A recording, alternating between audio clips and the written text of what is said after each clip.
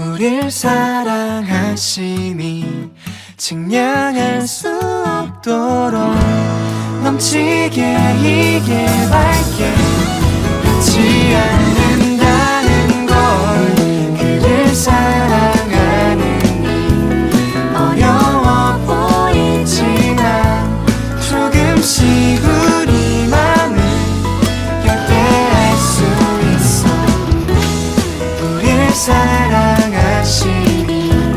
증명할 수 없도록 넘치게 이게 밝게 변치 않는다는 것. 오늘은 우리가 사순절 네 번째 주일입니다. 오늘 말씀의 제목을요 한번 따라볼까요? 피 흘린 죄는 반드시 되돌아온다.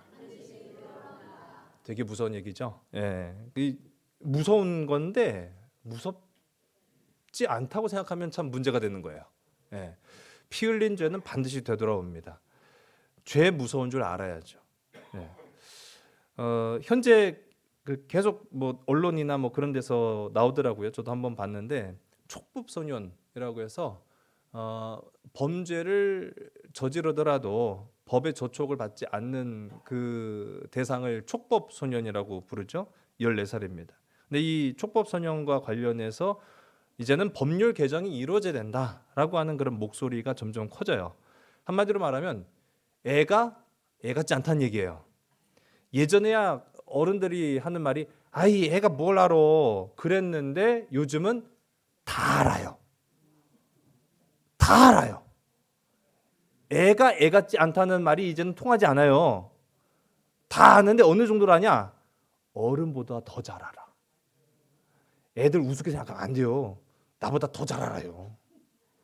근데 제가 아까 말씀드린 것처럼 이 촉법소년이 14살이에요. 중학교 2학년인가 제가 그렇게 알고 있는데 이 촉법소년으로 지정된 게 자그마치 70년 동안 그냥 유지가 된 거 있어요.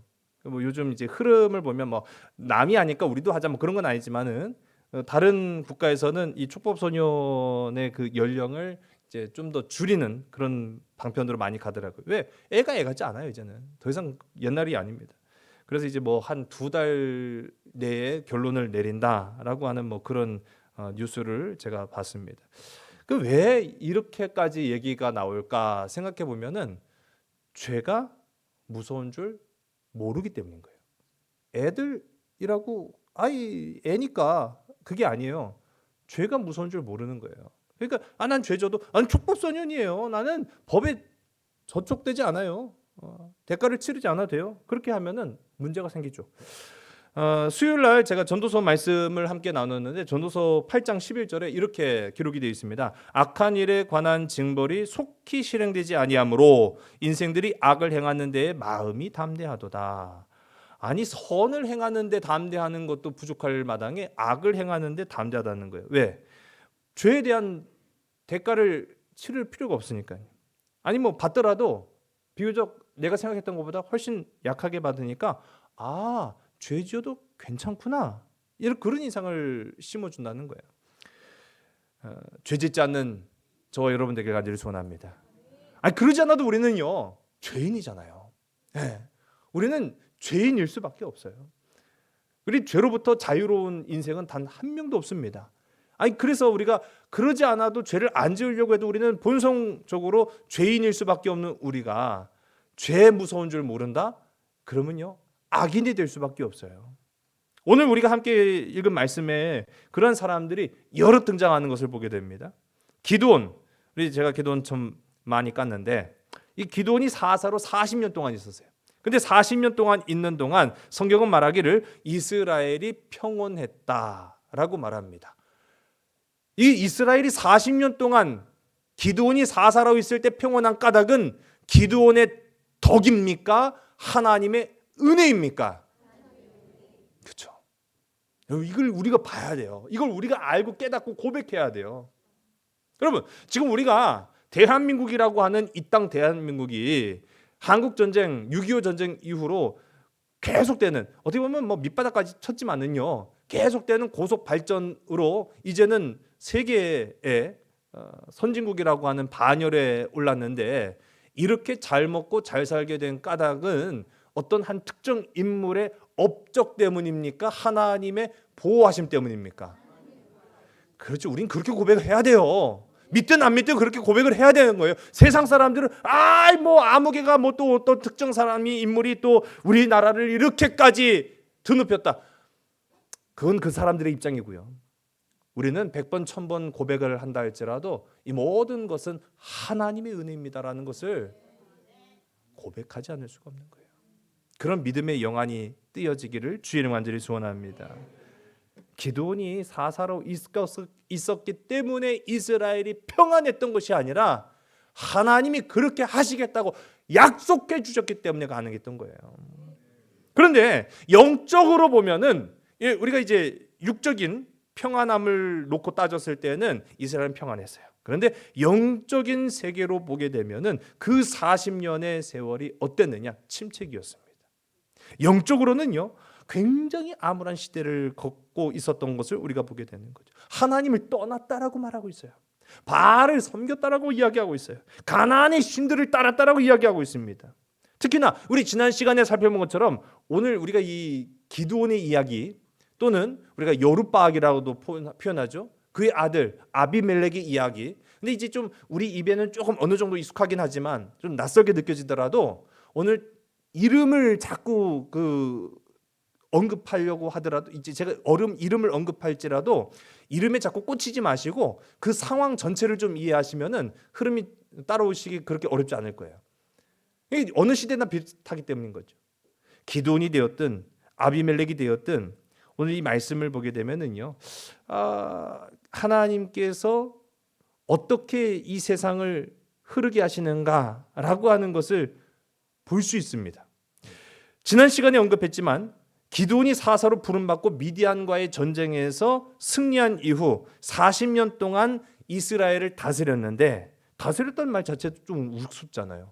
다스리는 건 통치자고 통치자는 왕인데 하나님은 단 한 번도 기드온을 통치자로 부르신 적은 없었거든요. 그런데 성경은 기드온이 통치했다, 다스렸다라고 이렇게 언급을 하고 있어요. 왕이나 다를 바 없는 권세를 누렸다라고 했죠.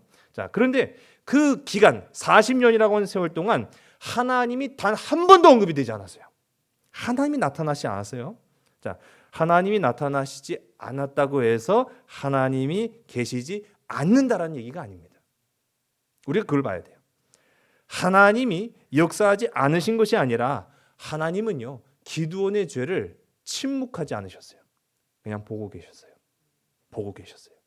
그리고 하나님께서 이 모든 죄악을 어떻게 다스리는지 오늘 이 말씀을 보면은 알게 되는 것이죠. 다만 하나님이 나타나시지 않은 것이 아니라 기드온이 하나님의 말씀을 듣지 않았던 거예요.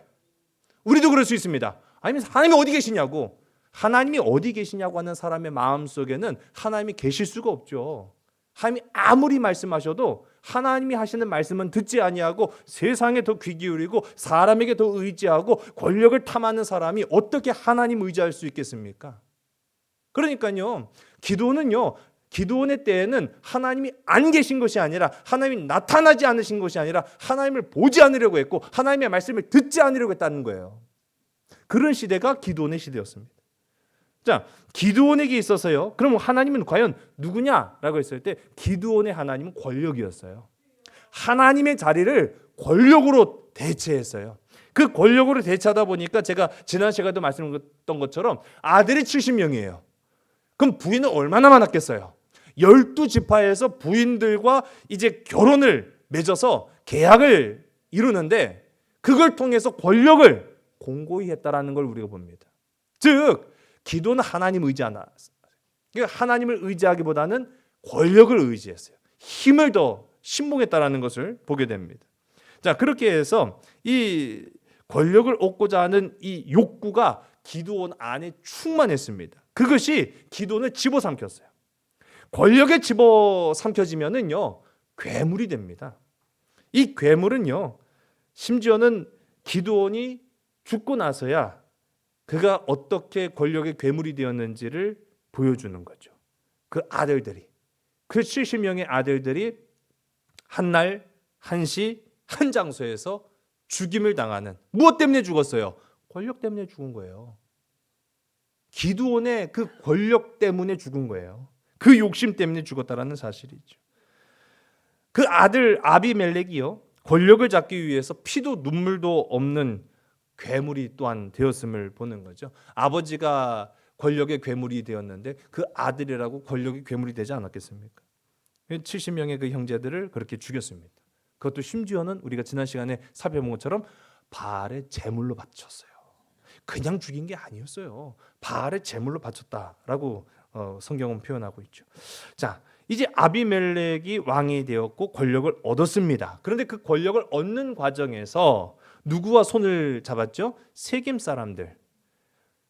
온전히 이스라엘 사람들과 손을 잡은 것이 아니라, 기드온은 이스라엘의 사사였고 어쨌든 100번 1000번 양보해도 이스라엘의 지도자였는데, 그 이스라엘의 지도자였던 아들의 그 기드온의 뒤를 이어서 이제 왕이 된 이 아비멜렉이 손잡은 것은 이스라엘이 아니라 가나안 세겜 사람들이었다라는 거예요. 그래서 세겜의 모든 사람들이라고 성경이 표현했는데, 그것은 이제 한마디로 말하면 정치적 영향을 끼쳤던 유력한 사람들이다라고 이제 표현을 했습니다.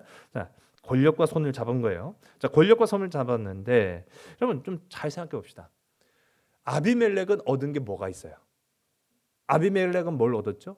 아버지 죽고 자신의 형제들 70명 죽여가지고 뭘 얻었습니까?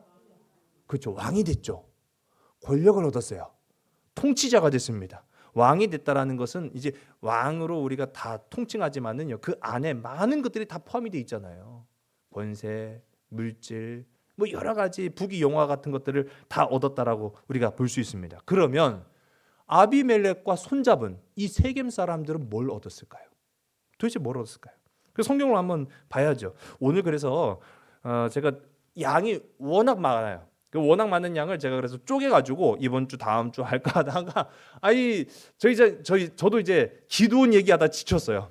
기드온 얘기하다 지치고 아비멜렉까지 가려니까 이제 피곤해요. 그래갖고 아비멜렉 얘기는 오늘까지 좀 하고 지나가야겠다 제가 생각을 해서 오늘 본문은 길게 정하지 않았습니다. 다만 그러나 오늘 이 사사기 9장 24절까지의 말씀은요, 여러분 집에서 이 9장 전체의 말씀은 꼭 집에서 한번 오늘 말씀을 듣고 집에서 읽어보시면은 이제 전체적인 내용들이 맥락이 머릿속에 그려지고 이해가 될 겁니다. 자, 세겜 사람들이 뭘 얻었는지에 대해서 성경은 언급하고 있지 않아요. 그럼 얻은 게 있다는 거예요, 없다는 거예요? 없다는 거예요. 예, 맞습니다.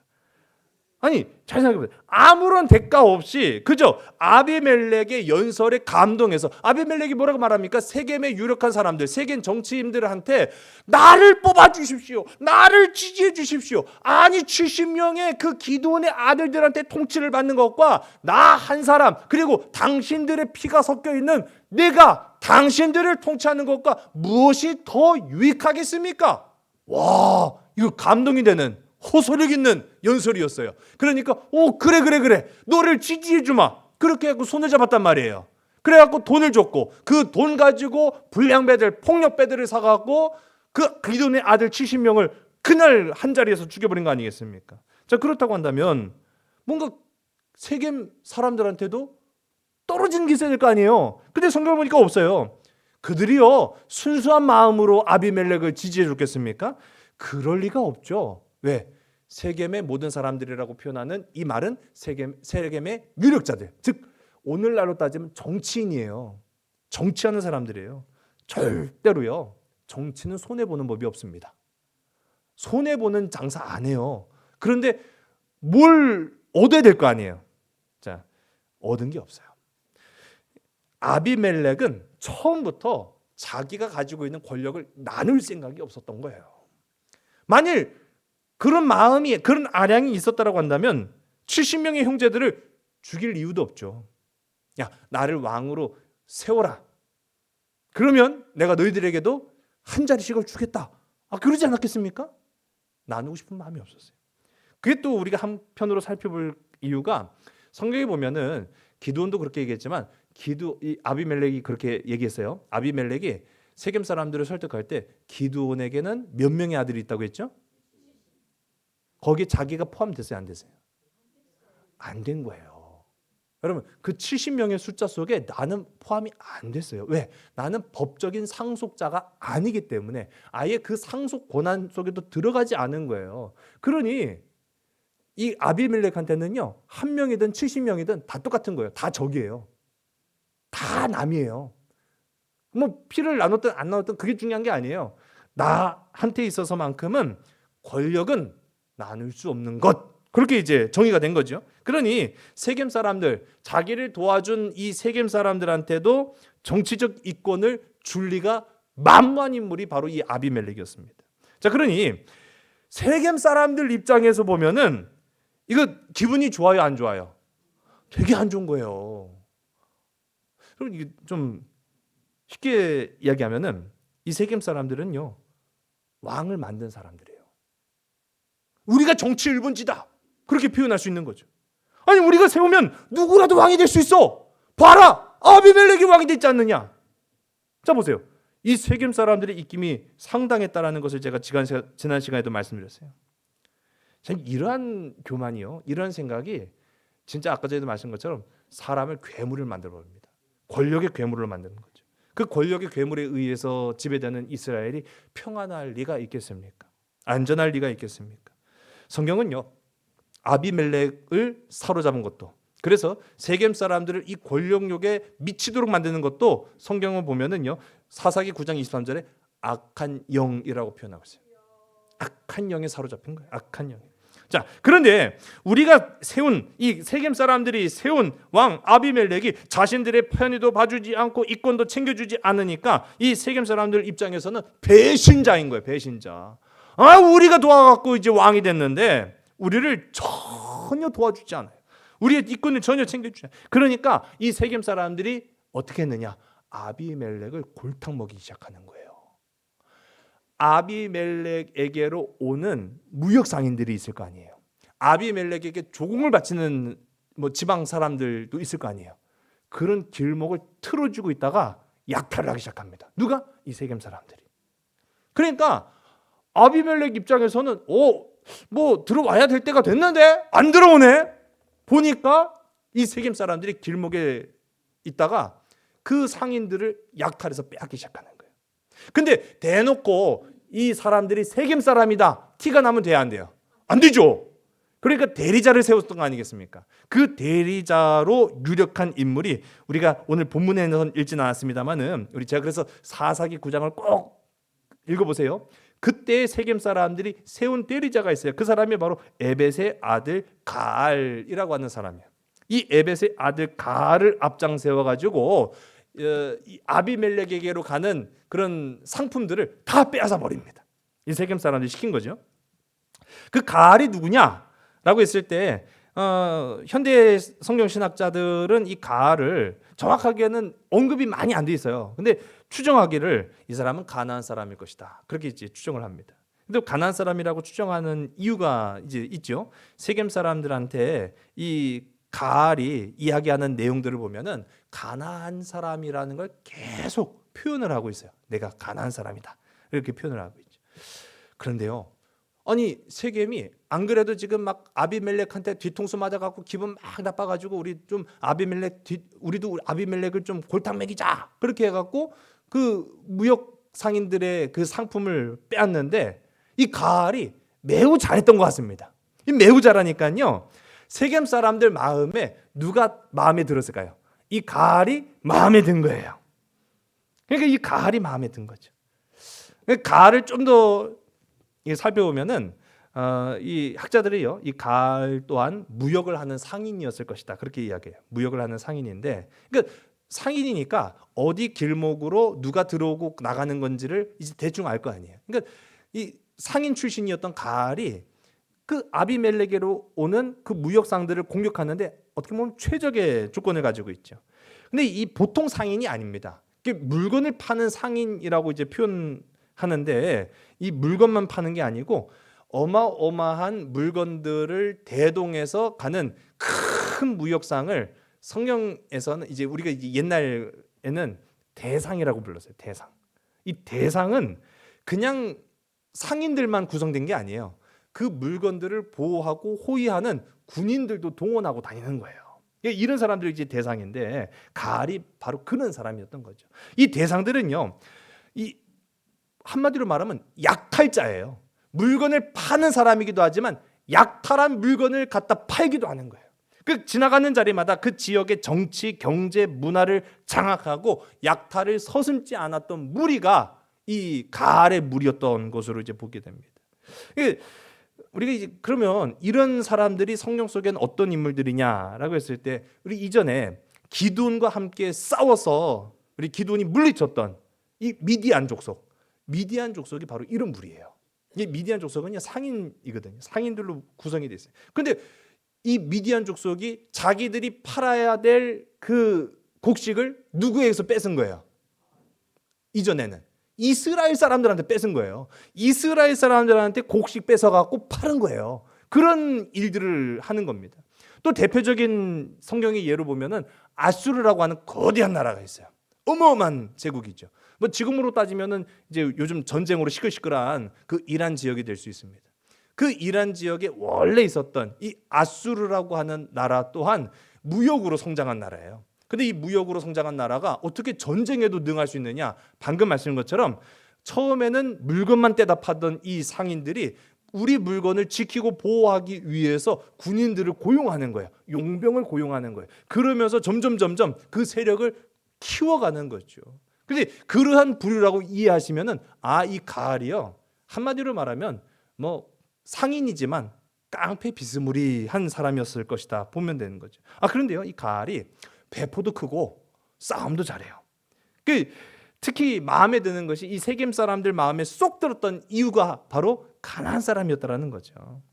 그러니까 세겜 정치인들한테는 자기들이 돈 주고 지지해서 이스라엘의 왕으로 세운 아비멜렉보다 이 에벳의 아들 가알이 훨씬 더 마음에 든 거예요. 아비멜렉은 지금 우리 말을 안 듣고 있거든요. 우리에게 이권을 주지 않고 있어요. 근데 이 가알이요, 그것을 알았는지 세겜 사람들 앞에서 설득하며 이제 호소합니다. 연설을 하기 시작하는 거예요. 이런 식으로 하는 거예요. 세겜 사람들이 어떤 사람들입니까? 우리가 어떤 민족입니까? 우리 가나안 민족 아닙니까? 우리 가나안 민족이 왜 반쪽짜리 아비멜렉을 섬기고 있습니까? 그러니까요. 맞아. 야, 우리가 아비멜렉을 뽑아놨더니 그놈의 아비멜렉이 우리 도와주지도 않아. 그런데 이 가알이요, 나를 지지해 주십시오. 하여튼 별의별 인간 다 했어요. 근데 여기에서 성경에 보시면 알 수 있어요. 여기에서 이 세겜 사람들의 마음을 사로잡은 한 단어가 있어요. 우리라고 하는 말을 해요.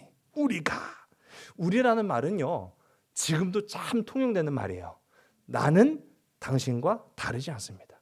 너는 나와 같다라고 할 때 우리는 우리라고 하는 말을 종종 사용합니다. 그러니까요, 세겜 사람들이 그래, 너도 우리 그래 같은 가나안 사람이지, 그런 이제 생각을 갖게 되는 거예요. 여기에 이제 가알이요, 세겜 사람들을 아주 홀리는데 쐐기를 박습니다. 내가 이 백성을 통솔할 권리만 있으면, 권력만 주어진다면 저 아비멜렉쯤이야 그냥 단칼에 죽여버릴 텐데. 그런 얘기를 하는 거예요. 군대만 있다면 저 아비멜렉하고 싸워볼 텐데, 그런 얘기를 하고 있는 거예요. 자, 이 말을 들었던 세겜 사람들이요, 뭐 제가 비유로 하자면 좀 그렇지만은 세겜당 경선 후보 서류 심사 통과. 대단하네.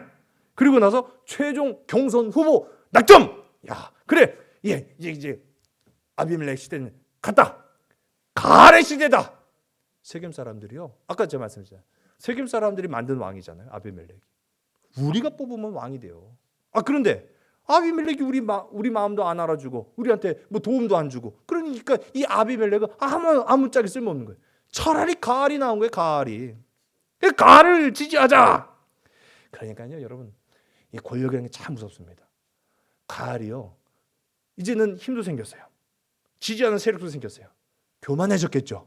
얼마나 교만해졌느냐면요, 지금 이 흘러가는 모든 상황을 아비멜렉이 다 알고 있었어요. 다 알고 있었는데 가알은 이제 내가 이스라엘 왕이 된다 라고 하는 것 때문에 그만 그 교만 때문에 방심하고 맙니다. 아비멜렉이요 자신의 부하 스부를 통해서 이 가알을 기습해요. 그러니까 기습엔 장사 없거든요. 이 가알이 도망갑니다. 허겁지겁 도망가요. 그래서 도망간 곳이 어디느냐? 어디로 도망갔겠습니까? 그렇죠. 세겜으로 도망가요. 세겜으로 도망가면은 이 가알의 배후가 누구란 얘기예요? 그렇죠. 아이고 왜 해필이면 도망가도 거기로 도망가? 다 죽게. 가알이요 도망가다 자기를 지지해줬던 세겜성으로 도망갑니다. 그러니까 아비멜렉이 물론 다 알고 있지만은 아이고 그럼 그렇지. 네 뒷배가 누군지 이제 알겠다. 요 놈들 봐라. 갈아타? 버스를 갈아타? 내가 가만두나 봐라. 이러지 이제 아비멜렉이 어떤 사람입니까? 그래서요 아비멜렉이 세겜성을 함락을 시켜버려요.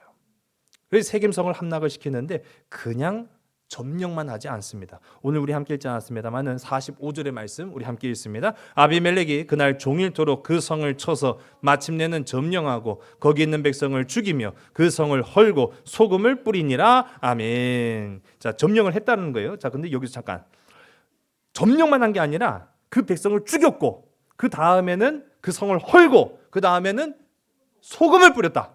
왜 뿌렸을까요? 재수가 없으니까.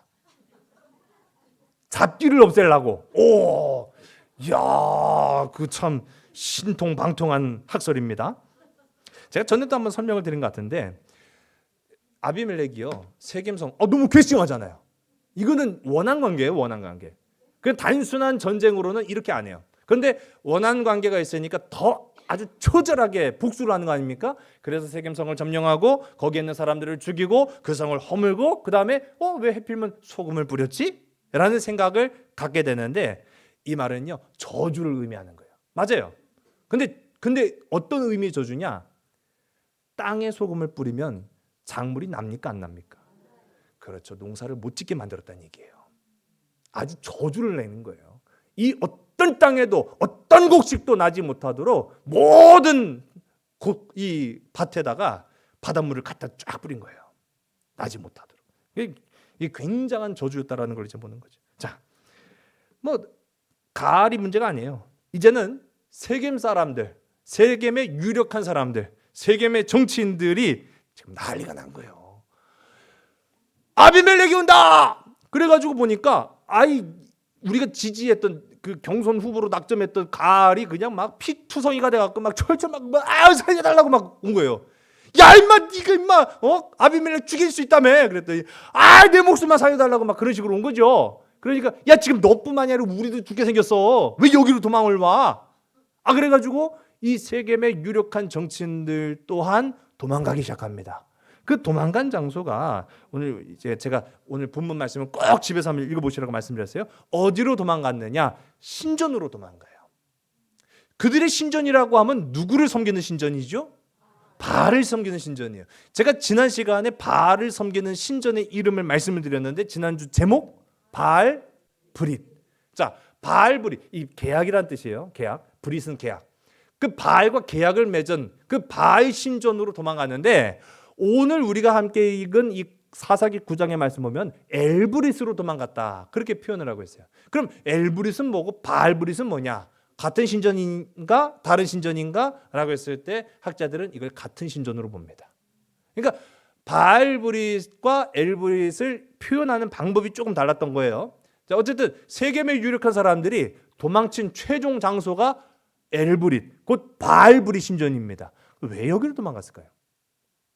여기는 뭔가 굉장한 그 수비 능력이 있는 바알이 보호해 주는 곳이구나.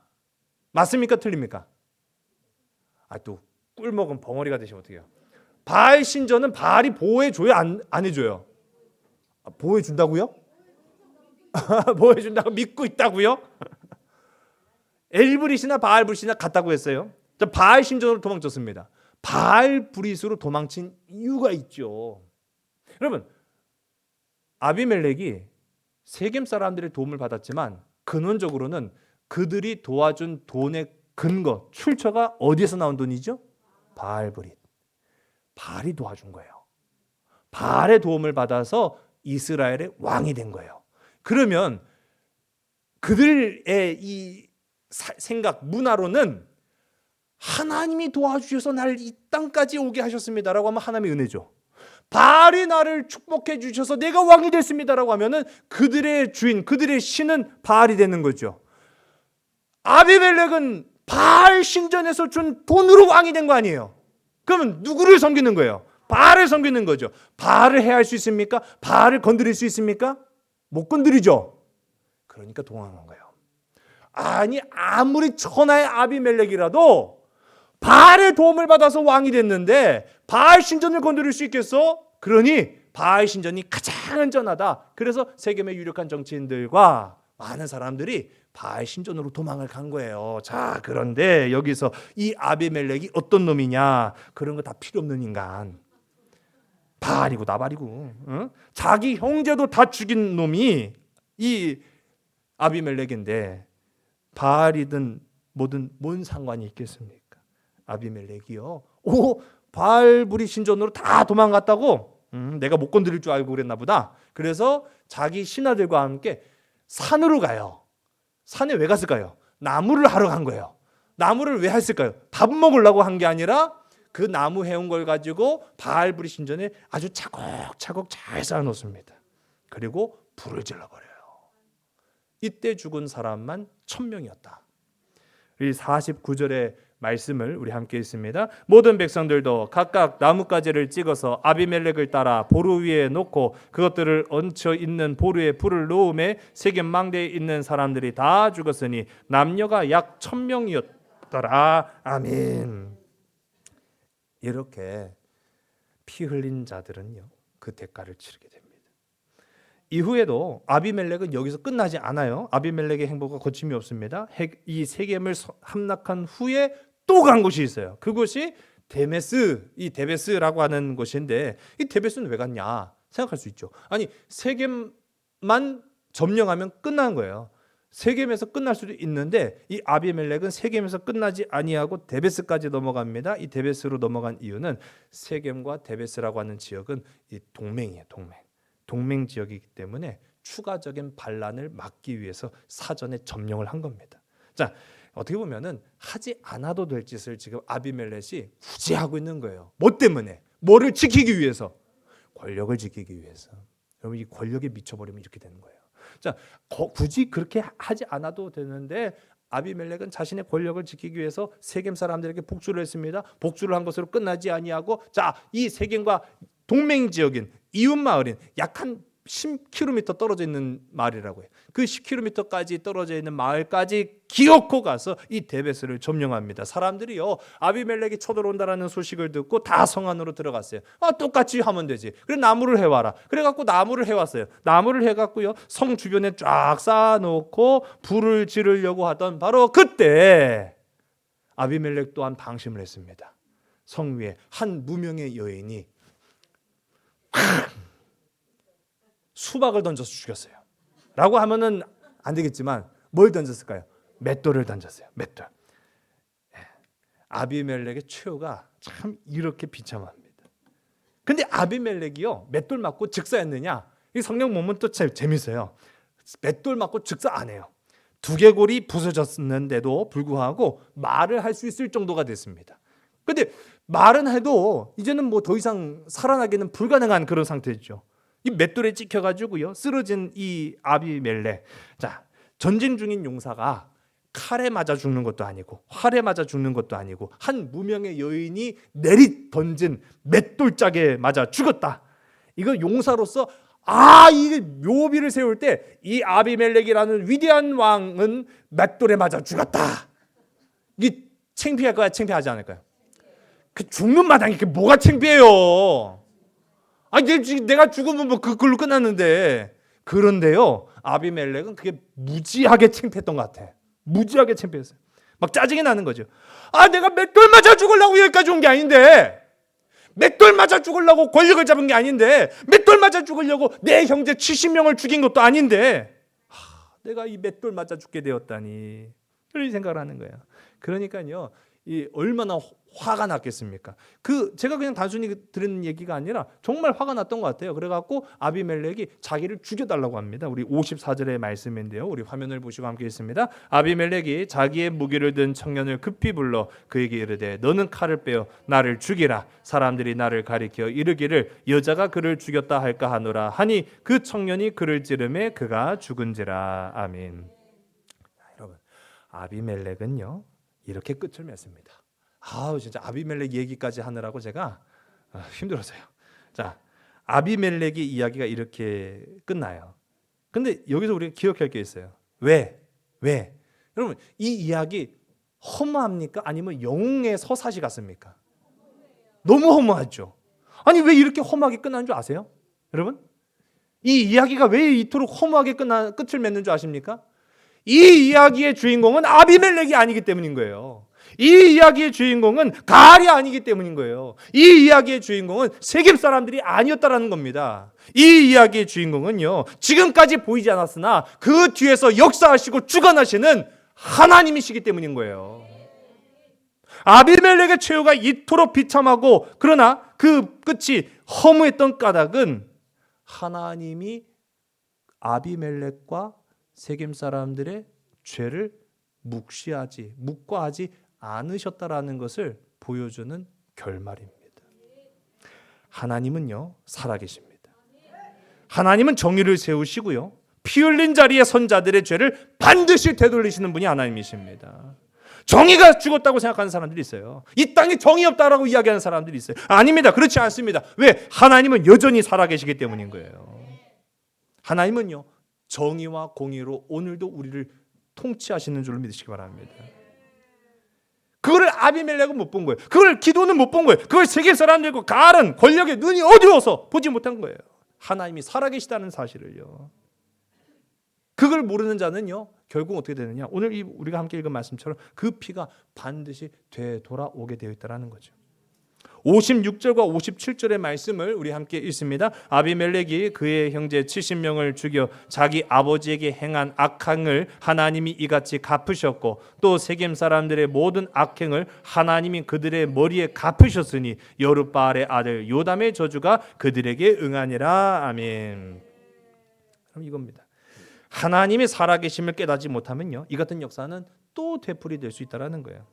자, 이 사건으로부터 대략 1000년이 지나갑니다. 1000년 뒤에 어떤 일이 있었느냐? 본디오 빌라도의 법정 앞에 사람들이 몰려옵니다. 본디오 빌라도 앞에 몰려온 사람들은요 대제사장들과 장로들을 중심으로 한 유대인들이었어요. 그들은 지금 두 사람을 고발하는데 이 두 사람, 그 바라바와 예수라고 하는 사람, 이 두 명의 죄인 가운데 그들이 주목하고 그들이 목청 높여 죽여야 된다, 죽여라고 한 것은 바로 예수 그리스도셨습니다.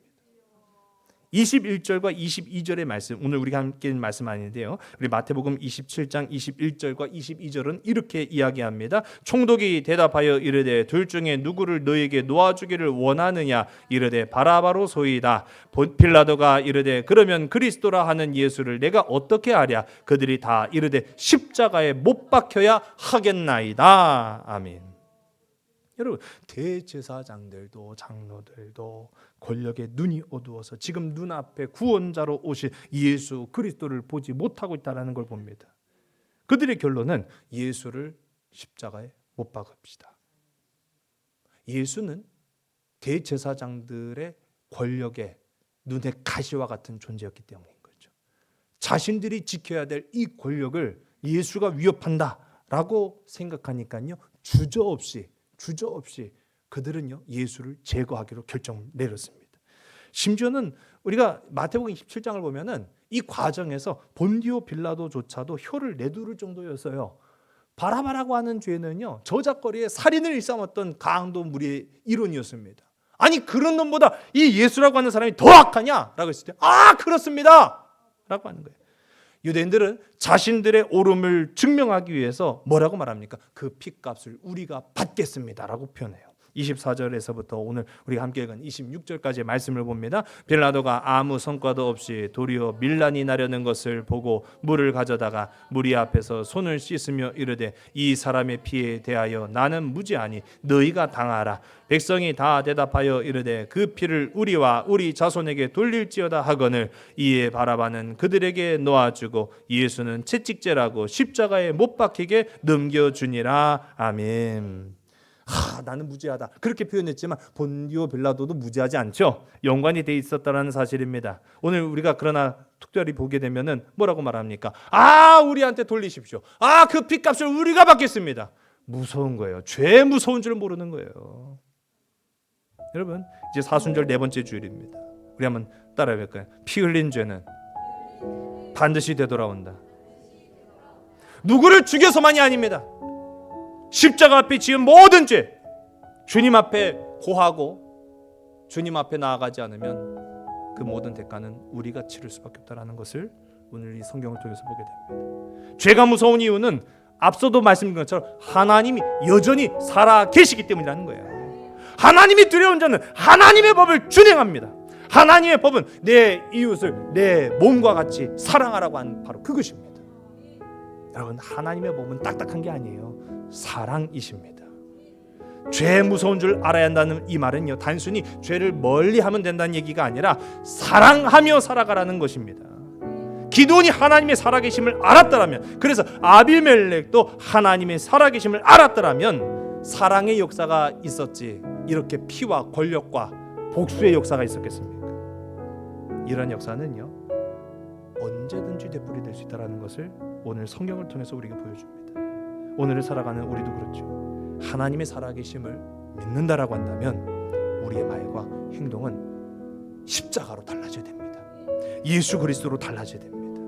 달라지지 않으면 우리가 하는 그 말로 우리는 심판을 받습니다. 달라지지 않으면, 변화지지 않으면 우리는 그 살아왔던 행동과 행적으로 심판받습니다.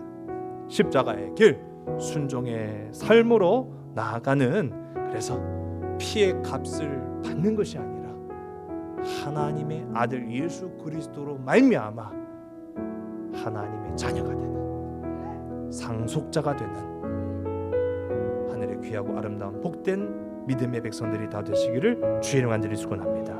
기도하시겠습니다. 좋으신 아버지 하나님, 우리의 죄 때문에 주님이 십자가 달리셨고 우리의 마음의 완악함 때문에 하나님의 아들 예수 그리스도께서 못 박히신 것을 우리는 알지 못하였습니다. 기드온과 아비멜렉과 세겜의 많은 사람들과 가알이 하나님을 온전히 알지 못하였고 하나님의 말씀을 듣지 아니하였고 권력의 눈이 어두워서 자신의 목적을 위하여서만 나아갔을 때 그 피 흘린 죄는 반드시 되돌아왔음을 보게 됩니다. 하나님, 오늘을 살아가고 있는 우리가 이 죄악된 세상 가운데에서 그러나 나를 위해 오신, 나를 위해 피 흘리신 예수 그리스도의 십자가를 의지하게 하여 주시옵소서. 십자가로 죽고 십자가로 다시 사는, 그래서 십자가의 귀하고 아름다운 능력으로 말미암아 심판대가 아닌 상급을 받는 상속자의 자리로 나아가는 자가 되게 인도하여 주시옵소서. 모든 것을 주께 온전히 의탁하오며 사랑 많으신 예수 그리스도의 이름으로 감사하며 간절히 기도드렸사옵나이다. 아멘. 세상의 길